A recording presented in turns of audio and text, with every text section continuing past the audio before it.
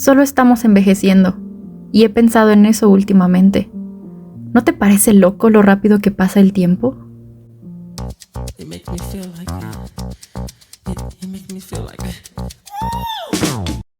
Michael Jackson, conocido como el rey del pop, fue un influyente cantante, compositor y bailarín estadounidense.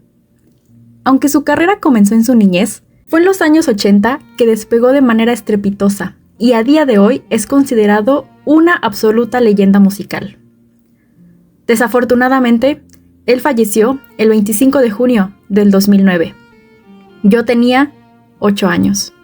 Y aunque la inocencia de una niña no me permitió sufrir su muerte y no puedo recordar lo que sentí en ese momento, hoy puedo admitir que mi pecho cala un poco cada que lo veo en un video o escucho una canción suya. Y automáticamente después me hago la misma pregunta. ¿Por qué?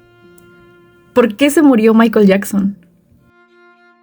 Interrumpimos en ese momento la programación habitual de Televisión Azteca para darle a conocer esta noticia, una noticia lamentable que ha corrido por el mundo entero. Michael Jackson, el rey del pop, falleció. Afuera del hospital de Los Ángeles, donde murió Michael Jackson tras ingresar con un paro cardíaco el 25 de junio, hubo lágrimas y consternación. Es muy emotivo. Estoy tan sorprendida. Cuando vi la noticia en la web, pensé que era solo un rumor. No esperaba que fuera verdad. Welcome back to the show. It's BET's 106 & Park. According to the LA Times, Michael Jackson has been pronounced dead.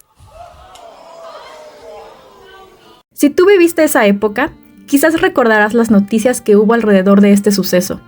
La reacción de la gente de todo el mundo, incluso de los que no eran tan fanáticos.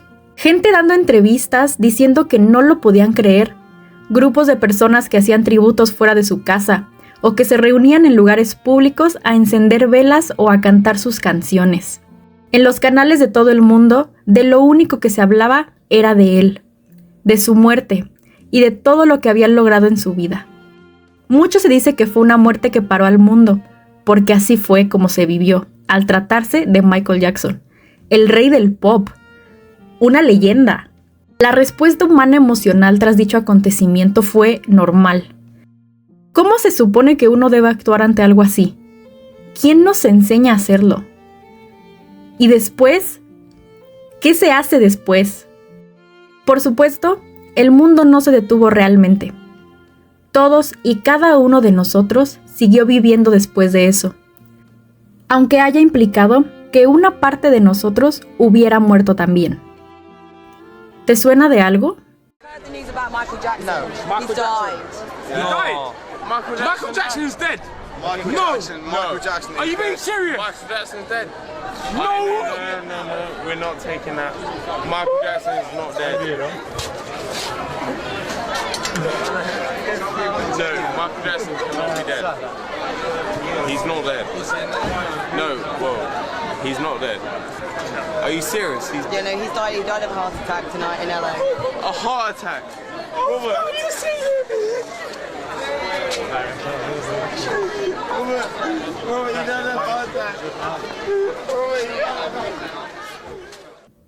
Ahora estoy buscándote en todos los lugares solitarios, en cada esquina, gritando tu nombre. Trato de encontrarte, pero no lo consigo. ¿A dónde van los corazones rotos? El 16 de octubre del 2024 salí a trabajar. Esa semana estaba lejos de mi casa, en un municipio a 4 horas de Querétaro. Era un día normal. Recuerdo que había asistido a una escuela y que brindé primeros auxilios psicológicos a un adolescente en crisis. Todavía hay gente que me rodea y que no son psicólogos, sorprendiéndose cada que se enteran que mi trabajo es escuchar tragedias. Y yo todavía no puedo creer la habilidad que tengo para fingir que ninguna de esas historias de vida me afecta, pero lo hacen. Recuerdo haber sacudido mi ropa y cerrar mi mente en cuanto cerré la sesión. Estaba agotada, hambrienta, preocupada. Pero yo estaba ahí para hacer mi trabajo. Así que me guardé todo lo que estaba sintiendo. A eso de las 3:30 de la tarde, la noticia llegó. Liam Payne, exmiembro de One Direction, había perdido la vida. No lo podía creer. Mi corazón latió más rápido, mis manos sudaron. Mis ojos picaban mientras leía una y otra vez la información en miles de sitios de internet, buscando alguno que dijera que no era verdad. No lo encontré. Estaba lejos de casa, en una cama que no era la mía, con personas que no me conocían. Yo estaba ahí para hacer mi trabajo. ¿Cómo voy a llorar? ¿Qué es lo que van a pensar de mí? Digo, es Liam Payne, no es Harry Styles. A Harry Styles lo quieres más, me dije. Las horas pasaron, encerrada en un cuarto de hotel sin poder asimilarlo. No sentía tristeza, no sentía calor.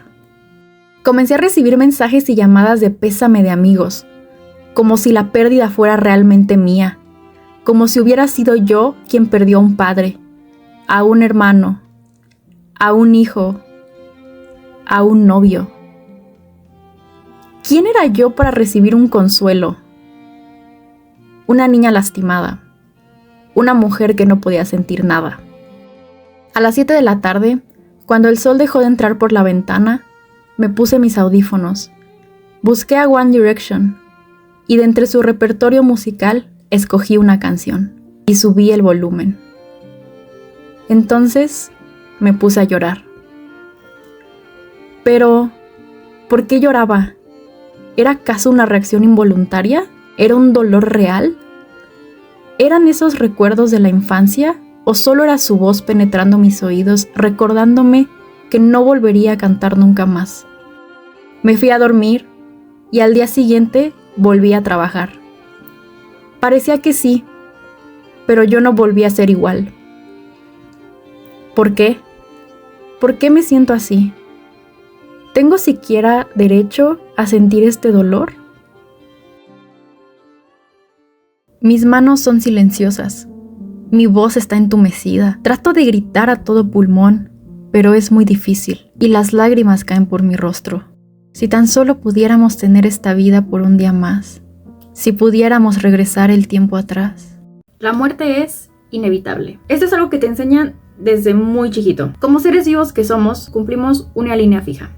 Nacer, crecer, reproducirse y morir. Por lo tanto, se podría decir que todos y cada uno de los humanos tenemos la certeza de que algún día nos vamos a morir. Entonces, ¿por qué cuando la muerte llega de forma repentina y o cercana, experimentamos emociones complejas, incómodas y, en la mayoría de las veces, dolorosas? La muerte es universal y nadie escapa de ella. Sin embargo, cada cultura la ha vivido y la ha asumido de diferentes formas. Puede sobrevenir de manera repentina o gradual. Es decir, su llegada puede preverse o ser en un momento determinado. El proceso de la muerte no se ha modificado, pero las actitudes, las creencias y las conductas que lo rodean son tan variadas como los individuos que las practican. No quiero extenderme mucho, pero pueden verlo a través de la forma en que las sociedades han creado múltiples rituales funerarios. El Día de Muertos en México, por ejemplo, que aunque tiene una base cultural muy característica, como es la realización de altares, al final es una conmemoración básicamente individual. ¿Qué quiere decir esto? Que no solo dependiendo del estado de México en donde te encuentres, se llevarán a cabo ciertas fiestas o ritos que engloben esta celebración, sino que cada persona le dará el peso emocional y cultural que quiera, forjado, por supuesto, por su contexto social y tradiciones familiares. En mi casa actualmente el Día de Muertos pasa desapercibido, sobre todo porque con el paso de los años ha perdido ese peso cultural del que les hablo. Sin embargo, sí se recuerda a los muertos con cariño y de vez en cuando mi mamá arma un pequeño altar para 3 personas y un perro. El año pasado no fue así, por cuestiones de tiempo, más que otra cosa, realmente, pero nuestras creencias nos permiten perdonarnos por no seguir esta tradición al pie de la letra, ya que para nosotros estas almas no nos abandonarán, aunque no hayan recibido una ofrenda. Según cada persona puede juzgar esto, de acuerdo a sus costumbres, tradiciones e incluso creencias religiosas. Y yo podría entenderlo perfectamente, la verdad. Pero, ¿realmente alguien podría entender mi contexto? Les voy a dar otro ejemplo. Justamente el año pasado vi muchísima gente en internet criticar las ofrendas de otras personas porque sus familiares no tenían ni un año de haber fallecido. Y decían mucho que ponerlas en un altar cuando no se había cumplido este año podría traer consecuencias graves para esa persona fallecida. Personalmente yo no lo comparto y no estoy de acuerdo, porque Todos y cada uno de nosotros tenemos derecho a lidiar con la muerte de la forma en la que queramos. Porque aunque todos sabemos que algún día nos tocará a nosotros, la verdad es que a ninguno nos preparan para morir. Y mucho menos para ver cómo alguien a quien queremos lo haga también. ¿A qué quiero llegar con todo esto? A que no importa cómo, cuándo, por qué y por quién sentimos el duelo por muerte, siempre se encontrará la manera de ser juzgado. ¿Sabes cuánto tiempo tomaría contar las estrellas? Pues ese es el tiempo que tardaría en arreglar mi corazón. ¿Pero qué es el duelo? Bueno, a mí me gusta definirlo como un proceso adaptativo por el que una persona atraviesa después de una pérdida significativa. ¿Por qué? Porque prefiero darle un espacio más amplio a lo que es una pérdida significativa para el ser individual. Una persona es capaz de atravesar un proceso de duelo por cualquier cosa, por cualquier persona, por cualquier animal o cualquier circunstancia que lo haya llevado a una pérdida. Sin embargo, es bien sabido que pues las pérdidas que reciben un poco más de atención socialmente son la pérdida por la muerte de un ser querido y la ruptura amorosa. Y pues que son como las más normalizadas, por así decirlo. Y eso, porque hasta para este tipo de pérdidas siempre hay gente poniendo peros. Algo a destacar bien importante es que el duelo no es un trastorno mental, ¿ok? Tampoco es sinónimo de depresión, de ansiedad, ni nada de eso. Ni de algún otro trastorno del ánimo. Pero es verdad que muchas veces son consecuencia de pasar un proceso de duelo. Hay que tener en claro que este proceso nunca es igual para todas las personas, por lo que no todas las personas evolucionan de la misma forma y mucho menos concluyen el proceso como uno esperaría que lo hiciera. Siempre es un gran depende, ¿ok? De igual forma, y aunque quisiera, no puedo ignorar la patología que se presenta en un proceso de duelo. Citando a mi amiga Clau, psicóloga buenísima, por cierto, y que hizo que abriera un poco más mi mente ante este tema.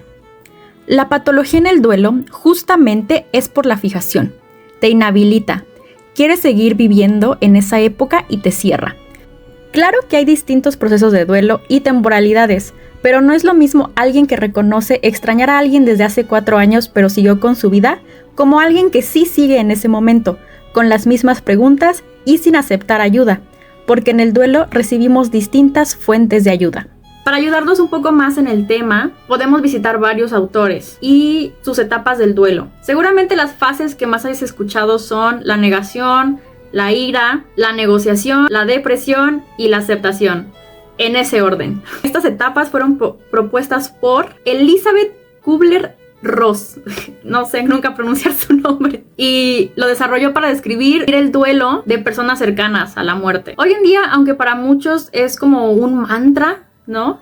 Y una base principal o una completa razón sobre cómo se debe vivir el duelo. La verdad es que no significa que se tenga que seguir las etapas de una por una en este orden, o que incluso deban aparecer todas, ¿no? Y que eso significa que algo está mal o no. La clasificación de los tipos de duelo también es variada. Yo los separo por tipos como concepto general y como el duelo según la pérdida específica que puede tener un ser humano. Y, de hecho, muchas de estas tienen su propia clasificación. Los tipos de duelo como concepto se pueden dar por cualquiera de las pérdidas. Ninguna persona está exenta de vivir un proceso de duelo. El duelo anticipado, por ejemplo, es aquel que se da antes de que la muerte o el evento haya ocurrido, ya que se tiene conciencia de que se sufrirá una pérdida inminente, aunque esta no se haya concretado todavía. El ejemplo más claro, un diagnóstico de enfermedad terminal, aunque también puede aplicar a una mudanza o un proceso de divorcio. Cuando hablamos de duelo sin resolver, significa que la fase de duelo sigue presente. La persona no puede aceptar haber sido despojada de su afecto y del vínculo existente entre ella y la persona o el objeto, de manera que no puede incorporar el hecho a su vida y permanece esclavo del ausente. Sin embargo, suele denominarse así al tipo de duelo que sucede cuando ha pasado cierto tiempo, normalmente entre 18 y 24 meses, y todavía no se ha superado, permaneciendo latente como una herida sin curar. El duelo crónico también es una clase de duelo sin resolver, y se presenta cuando una persona no logra elaborar la pérdida de un ser querido u objeto preciado, de modo que se resiste a aceptar lo ocurrido y se enfoca obsesivamente en mantener vivo el recuerdo de ese alguien que ya no está. Y esto termina paralizando su vida y manteniendo constantemente una postura de dolor, que no desaparece con el paso del tiempo y que dura hasta años o nunca concluye. Yo diría que la línea fina entre la no resolución y la patología está en el tiempo y la intensidad de los signos y o síntomas. El duelo ausente es una forma de duelo en la que el individuo que se encuentra afectado bloquea sus sentimientos pretendiendo actuar como si nada hubiera sucedido y se vuelve completamente hermético al tema. También puede negar que los hechos hayan ocurrido, por lo tanto es la etapa de negación la que tiene mayor relevancia, en la que el individuo sigue evitando la realidad pese a haber pasado mucho tiempo. En la mayoría de los casos, esto se puede deber a que la persona ha quedado estancada en esta fase porque no quiere o no puede hacer frente a la situación. Esto debido a que el impacto es tan fuerte que la persona no se siente capaz de afrontarlo y prefiere enfocarse en otros aspectos de su vida. Aquí es bien importante tomar en cuenta el estrés postraumático o trastornos disociativos como la amnesia disociativa, ya que muchas veces esta reacción es automática e inconsciente. El problema es que el dolor oculto está latente y puede retornar, bien sea en forma de irritabilidad, ansiedad o somatización en algún tipo de enfermedad o problema físico, entre otros. El duelo retardado es muy similar al duelo normal, con la diferencia de que su inicio se da al cabo de un tiempo. Aunque en principio la persona pretende ignorar su dolor, luego de un tiempo emerge con gran fuerza y presenta algunas complicaciones, ya que usualmente se cree que debe vivirse en solitario. Puede darse incluso por experiencias disociativas. El duelo inhibido se produce cuando hay una dificultad en la expresión de los sentimientos.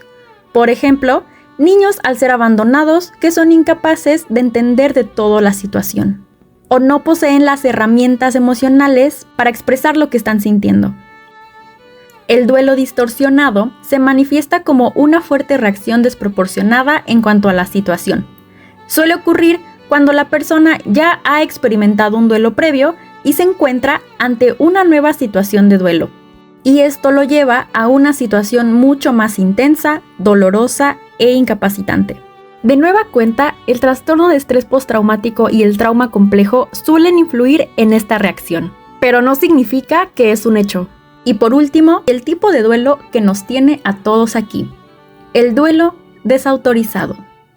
El concepto de duelo desautorizado fue descrito por primera vez por Doka en 1998 y perfeccionado a lo largo de los años, y se entiende por este como un proceso de duelo que no puede ser expresado de manera pública por diversas razones, las cuales podríamos dividir en dos vertientes principales. Número 1. La internalización de normas culturales relativas al tipo de duelo que debe o no ser expresado públicamente y que pueden ser adoptadas por la persona para impedirle desarrollar un duelo. Y 2. A la presión o discriminación social que puede conducir a que el doliente no exprese el duelo de manera normalizada. Es decir, que existe un rechazo propio y o del entorno hacia el dolor que experimenta una persona. A la larga, tarde o temprano, los demás siempre intentan desautorizar el duelo en algún punto, porque para quien no experimenta el sufrimiento, lo que debe hacer la otra persona es dejar ir a quien ya se fue y seguir con su vida. Pero en lo que respecta al tema principal de este video, no es algo que se da así.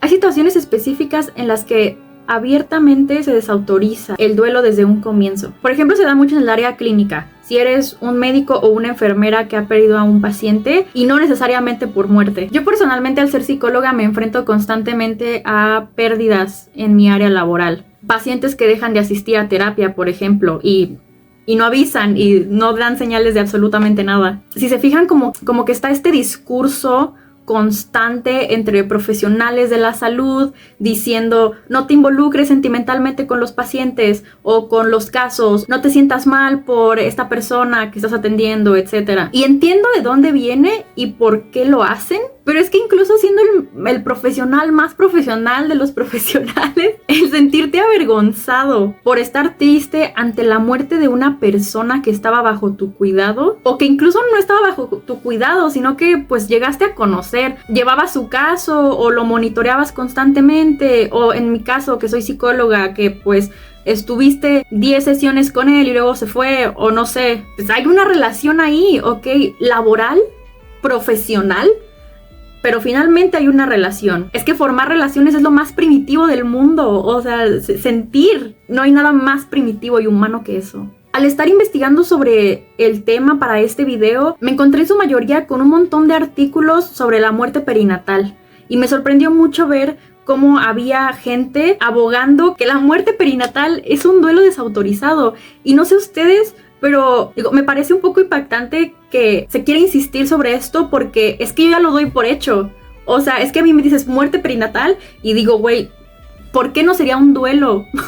¿Por qué tendríamos que pensar en desautorizarlo instantáneamente? Otro ejemplo que por suerte está siendo más normalizado actualmente es el duelo por la muerte de una mascota. Cuando mi perro falleció, mi vida cambió por completo. De verdad. Podría decirse que es la pérdida de mi vida hasta el momento. Y yo de los comentarios que más recibía los días posteriores a su muerte es: compra otro perro, adopta a otra mascota, o solo es un perro. No es para tanto. Ya ni modo, ya pasó. Es que hasta me acuerdo y me da coraje. De verdad, había gente ofreciéndome perros exactamente iguales a mi perro fallecido. Y de verdad me pareció la cosa más insensible y cruel que alguien pudo haber hecho por mí. Tengo que hacer como si nada, ¿verdad? Solo porque es un perro, porque es un animal. Por favor. Y es que recordemos que las pérdidas son constantes y no nada más involucran la muerte. Es que se le puede pasar a un niño que perdió su juguete favorito, por ejemplo, y le ofrecen otro igual solo para que se calle y deje de llorar. Y ese niño te va a decir: es que no es lo mismo. Ay, pero mira, bebé, es el mismo color, el mismo muñeco, no sé qué. Y ese niño te va a decir: no es lo mismo. No es lo mismo. Y no lo vas a convencer. De verdad, inténtalo. Y es que ni siquiera tienes que ser un niño. ¿Qué tal tú como adulto pierdes, no sé, una cadenita que te regaló tu mamá o tu papá o alguien que querías mucho? Y a lo mejor sí, esa cadenita era de oro o de plata y valía muchísimo dinero, pero a ti no te importa eso. A ti lo que te importa es que te la dio tu mamá, ¿ok? Y no importa lo mucho que te convenza la gente de que te puedes comprar otra o puedes conseguirla igual, o incluso tu misma mamá te dice: no te preocupes, hijo, te regalo otra, y tú vas a sentir que no es lo mismo. Que aunque consigas 10 iguales, el valor sentimental no es igual. Y tú estás en duelo, ¿ok? O sea, ¿quiénes somos nosotros para decirle al otro que su pérdida no vale nada? O sea, solamente porque nosotros no estamos viviendo lo que esa persona está viviendo, ¿tenemos derecho a juzgarlo? ¿Tenemos derecho a juzgar lo que siente por esa cadenita, por ese juguete, por esa persona? ¿Por ese perro? El duelo desautorizado recibe este nombre porque socialmente no se acepta el proceso por el que se está pasando. Pero esto no significa que no esté pasando. Hay emociones y sentimientos complejos, ¿ok? Hay tristeza, hay desesperanza, hay incertidumbre, ansiedad, culpa, añoranza, nostalgia, soledad, enojo, frustración. Igual que en todos los tipos de duelo que ya les mencioné. Y es aquí donde entra la situación actual. Ellos no saben que he esperado toda mi vida para encontrar un amor como este. No saben lo especial que eres, ni lo que le has hecho a mi corazón. Así que pueden decir lo que quieran, porque no saben nada sobre nosotros. El término relación parasocial fue usado por primera vez en 1956 por Horton y Watt, quienes estudiaron las relaciones parasociales y las describieron como la ilusión de una relación cara a cara con celebridades y artistas como resultado del uso de los medios de comunicación. De acuerdo a autores como Termini y Leiken, los fanáticos o fans de las celebridades son más propensos a desarrollar este tipo de relación basado en la predisposición que tienen de sentir atracción por una celebridad. Si bien las relaciones parasociales se basan en la interacción indirecta más que en la interacción cara a cara, muchas veces los espectadores creen conocer de manera más íntima a las celebridades que a sus amigos de carne y hueso.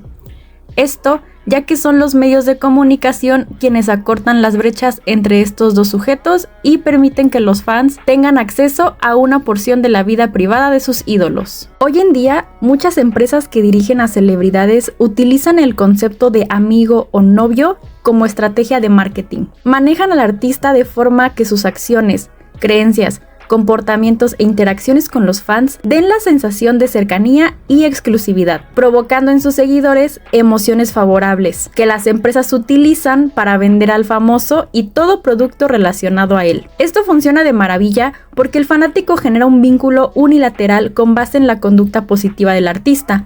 Desarrollan sentimientos como el amor y la felicidad gracias a ello y comienzan a pensar, tengo que devolverle el favor de alguna forma, debo demostrarle mi apoyo incondicional, que estoy ahí para él. ¿Y cómo lo hacen? Gastando su tiempo reproduciendo su contenido, comprando sus productos, yendo a sus conciertos o eventos que realicen. Pero, ¿cómo nos convertimos en fanáticos de algo o alguien? Identificándonos con la persona famosa, con su arte, como su música o sus libros, y por supuesto, esa identificación involucra emociones intensas. Escuchar una canción cuando estás triste sí influye a la hora de volverte fanático. Bien dicen que no te vuelves fan de Taylor Swift hasta que te rompen el corazón, y entonces escuchar Exile no es suficiente, por lo que te terminas tragando 11 álbumes completos y sientes que nadie te ha entendido como te entiende Taylor Swift. Le dijiste cómo te sentías y escribió esta canción. Nunca habías amado tanto a un personaje como a Gojo Satoru. Tú podrías ser el mejor amigo de Spider-Man. Y, por supuesto, nunca te vas a recuperar emocionalmente por la muerte de Liam Payne. Todas esas son frases propias de una persona fanática, de alguien que ha desarrollado una relación parasocial. Ay, Gisela, pero yo digo eso de broma. Obviamente no siento nada de eso. Es puro choro, cotorrea. ¿Seguro? Porque yo en ningún momento dije que eso tenía algo de malo. Pero está bien. Entiendo por qué la primera reacción sería defensiva.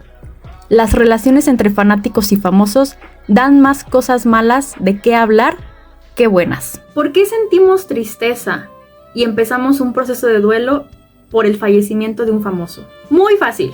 Por la carga emocional que le damos. Y es que no hay que olvidar que la persona famosa que ya falleció era eso, una persona, como todos nosotros. Y como personas, como humanos que somos, no podemos evitar sentirnos de ciertas formas. En casos como el de Liam Payne, la empatía, la tristeza o el enojo, incluso la culpa, es normal, porque lo conocíamos. Porque si tú eres fan de Liam Payne, lo conocías. Aunque tu amigo te diga que no, pues ¿cómo vas a sentir feo si no lo topabas, si nunca hablaste con él, si no lo conocías? Ok, ¿qué me dices de los fans de Argentina? Ellos estaban ahí un día antes, tomándose fotos con él, hablando con él. ¿Ellos tienen más derecho a sentirse mal que yo? ¿Que jamás hablé con él en mi vida? ¿Y que ahora es seguro que nunca lo voy a hacer? Es que ni siquiera es necesario hacerlo para tener una conexión emocional. Ya lo expliqué anteriormente. Las relaciones parasociales existen. Uno como persona, como usuario en internet, por ejemplo, pues no las puede controlar. Pero ¿qué relaciones controlamos realmente? Díganme, ¿tú escoges enamorarte de alguien? No. Lo que uno siente ante las relaciones que forma o las personas que conoce no se puede controlar. Lo que sí se puede hacer es regular las conductas, es regular las emociones que experimentamos al estar relacionándonos constantemente. En este escenario, la afección es propia de un fan. ¿Qué quiere decir esto? Que tú no te sentirías de cierta forma si no fueras un fan de cierta persona y si no existieran, por supuesto, estímulos o refuerzos positivos en esta relación parasocial. Por ejemplo, cuando se separó One Direction, yo la verdad es que me incliné más a ser fan de Harry Styles, y de todas, pues es la única carrera que sigo. Eso no significa que Niall, Zayn, Louis y por supuesto Liam hayan pasado desapercibidos por más de 10 años. Si bien la edad que yo iba adquiriendo con el tiempo y el hecho de que pues cada uno de ellos tomó un diferente camino, musicalmente hablando, pues la nostalgia me invadía. O sea, es que no era inevitable. Cada que escuchaba una canción de One Direction, pensaba en los buenos momentos que pasé gracias a One Direction y no necesariamente tenían que ver con que fui a un concierto o que los tuve aquí al lado o que abracé a uno de ellos o que alguno de ellos fue mi novio. No, es que a veces ese recuerdo simplemente era: estoy tan triste en mi cuarto y siento que no le puedo contar a nadie qué es lo que me pasa. ¿Qué puedo hacer? Ok, voy a ponerme Don't Forget Where You Belong y me sentí en paz. Ok, es pensar en todas las personas que conocí gracias a One Direction. A ese tipo de recuerdos me refiero. Ahí está el vínculo emocional entre One Direction y yo. Y pues claro que es un refuerzo positivo. Y ese refuerzo positivo sigue intacto hasta el día de hoy. Y me atrevo a decir, con base en muchas reacciones que yo vi en redes sociales el día que murió Liam, que es algo que le pasó a muchísimas otras personas que eran fans de One Direction. La famosa frase que estuvo de: yo no estoy llorando, está llorando mi niña de 13 años que amaba One Direction, es el claro ejemplo de que esto sucedió. También resulta en todo lo contrario. Y es que también vi que muchas personas decían no sentirse realmente afectadas, ya que Liam había sido involucrado en polémicas y había recibido acusaciones graves que para muchos fans o antiguos fans no podían pasarse por alto. Esto resultó en un rechazo, indiferencia e incluso en la celebración de su deceso, además de la negación y la crítica automática que hicieron estas personas hacia el grupo de fans que sí se sentía afectado emocionalmente por su muerte. Y esto yo sé que parece muy fácil de ser juzgado, pero creo que tampoco debería serlo, porque lo que sentían esas personas, sobre todo si eran fans y se enojaron con Liam por lo que hizo, pues es que siguen siendo emociones complejas que de nuevo no puedes evitar sentir. Eran reacciones instantáneas, ¿ok? Era su forma de lidiar en ese momento con la situación.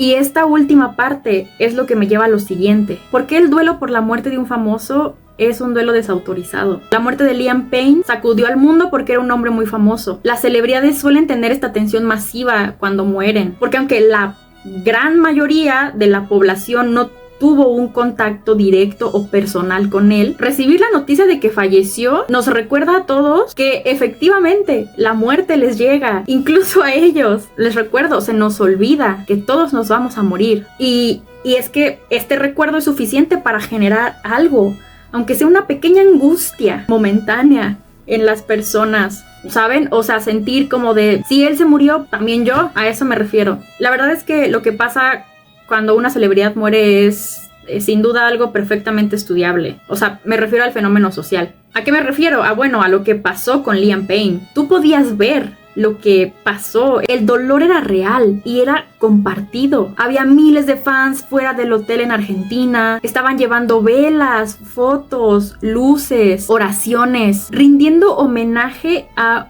un hombre que cualquiera les podría decir que no conocían de nada o que él no les conocía de nada. Estaban cantando sus canciones, las canciones de One Direction. Ayudaban a su papá a no ser acosado ni molestado por la prensa, y los que no podían asistir actuaban en redes sociales, compartían su trayectoria, su música, sus videos, lo que vivió en One Direction, y hacían todo lo posible por ocultar las noticias amarillistas o incluso las fotos de su cuerpo que fueron filtradas en Twitter. ¿Y saben qué? Todos esos fans fueron juzgados por hacer todas esas cosas, por llorar, por gritar, por sentirse culpables, por sentirse imponentes, por tener la necesidad de demostrar que Liam Payne les importaba. La verdad es que yo no puedo recordar lo que se decía de las personas que sufrieron la muerte de Michael Jackson, pero sé que incluso a día de hoy a los fanáticos se les puede juzgar por lo que sienten o lo que sintieron en ese momento, especialmente por los escándalos que rodeaban al artista. Y es algo que también puedo ver que está pasando y que seguirá pasando en el caso de Liam Payne. Tal vez tú no hayas tenido emociones al respecto por la muerte de Liam, pero muy probablemente sí por otra celebridad. No sé, quizás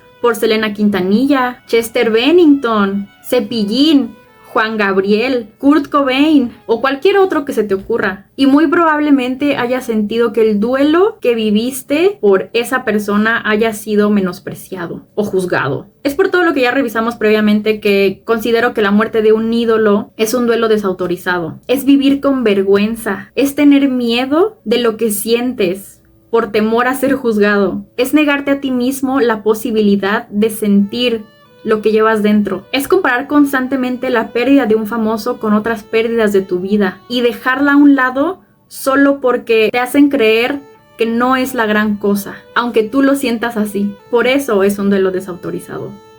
Y está bien llamar a alguien para que te abrace por las noches. Cuando te pierdas, encontrarás el camino correcto porque yo seré tu luz. Nunca volverás a sentirte solo, porque haré que esto se sienta como estar en casa. Existen múltiples estrategias para afrontar el duelo. Las más comunes y las que muy seguramente has escuchado por ahí, te las mencionaré en un momento.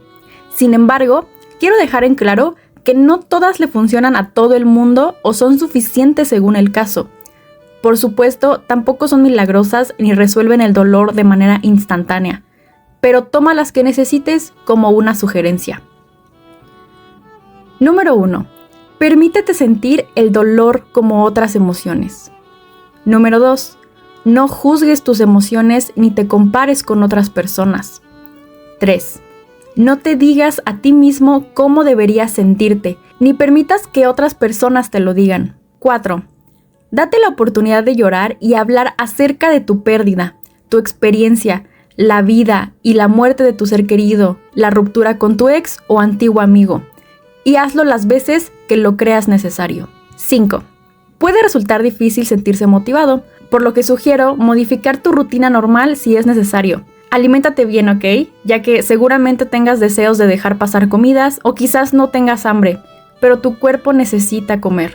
Número 6. Evita el consumo de alcohol o el consumo de otras drogas, ya que estos pueden llegar a afectar tus emociones. Además, es muy probable que resulte contraproducente, es decir, que haga más lenta tu recuperación y cause nuevos problemas. Sé amable contigo mismo. Encuentra una red de apoyo, personas a las que puedas explicarles qué es lo que te está pasando. No necesariamente tiene que ser alguien de tu familia, puede ser un amigo, un terapeuta, un psicólogo, incluso el padre de tu iglesia, si crees que eso te serviría. Y por último, creo que es muy importante participar en los rituales como servicios religiosos, funerales u ayudarte de tus tradiciones. Honrar las pérdidas es una gran ayuda a la hora de vivir un duelo. Días después del fallecimiento de Liam, el psicólogo Miguel Soto se aventó un taller sobre el tema e incluyó información muy completa. Además, dio 10 estrategias puntuales para seguir adelante por el duelo de Liam Payne y resolvió dudas específicas. Voy a dejarles el enlace del livestream para que lo revisen por si gustan. Personalmente me ayudó muchísimo cuando el evento fue más reciente. En este video he recuperado lo más importante a manera de resumen. Las despedidas son agridulces, pero este no es el final. Veré tu cara una vez más y te encontraré. Te encontraré en lugares en los que nunca hemos estado, por razones que no entendemos, caminando en el viento. Y bueno, ¿qué podemos concluir con este video? A mi parecer, lo más importante de todo es que el duelo se da tras una pérdida significativa de cualquier índole. Que sí, que existen características propias que pueden dificultar el manejo del duelo y que deben ser trabajadas. En el caso de Liam Payne o de una persona famosa, la afección siempre es propia de un fan y las conexiones emocionales que vivimos gracias a esas personas nos pueden llevar a sentir que estamos en un proceso de duelo y que no, porque se trate de un famoso, ese proceso de duelo debe ser ignorado y que incluso puede ser manejado como se manejaría cualquier otro tipo de duelo para llevar a una mejora individual ante esta situación. Liam Payne fue un hombre importante en mi vida y su muerte me golpeó de una manera en la que no pensé que me golpearía o que no me imaginé que lo haría. Y sí, yo también pasé por este proceso en el que me juzgaba, en el que me culpaba, en el que me hacía sentir mal por sentirme mal. Pero gracias a mi entorno, a mi proceso terapéutico y por supuesto a la realización de este video y a mi experiencia personal es que a día de hoy, 6 meses después de su muerte, puedo decir que he estado mejor y que siempre lo voy a recordar como lo que fue, un miembro de One Direction que me dio una de las etapas más bonitas de mi vida, acompañado de otros 4 hombres. Hoy puedo abrazarme, puedo abrazar a la Isela de 12 años que nunca fue a un concierto de One Direction y puedo decirme que voy a estar bien, que podré estar bien como una fan. Si tú eres fan de One Direction, solías serlo, o de todos, la carrera que más seguías era la de Liam, te sentiste como yo, quiero que sepas que está bien, que no estás solo y que lo que sientes es completamente válido, de verdad lo es. Y pues nada, creo que eso sería todo por el video de hoy. Como siempre en este tipo de videos, todas las fuentes que utilice para este trabajo van a estar citadas en la descripción. Muchas gracias por ver este video y por permitirme expresar esto que llevaba dentro de mí. Me haría muchísima ilusión leerlos en la caja de comentarios y que ustedes tengan ese espacio para compartir lo que sienten. Pueden seguirme en redes sociales, tengo Instagram y tengo TikTok. También pueden visitar mi canal de videojuegos para más contenido. Y pues nada, sin nada más que decir, yo me despido. Bye.